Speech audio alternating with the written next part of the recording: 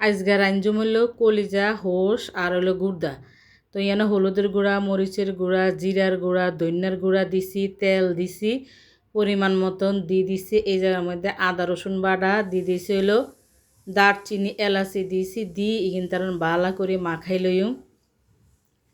Here হলুদি দিয়ে দিছি এই জায়গার মধ্যে হিয়াইজও পরিমাণ মতন কিন্তু আরও বালা করি মনে করেন মাখাই জোখাই লইম, সুন্দর করে মাখাইম।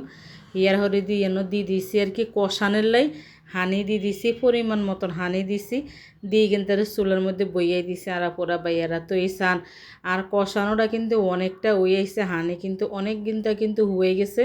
তো ওই সুন্দর করে কিন্তু আর বালা করে কষাই লই দিয়ে হইল হানি। আর কাছে কেন সারা বছর কলিজা মানে কোনো মজাই লাগে না।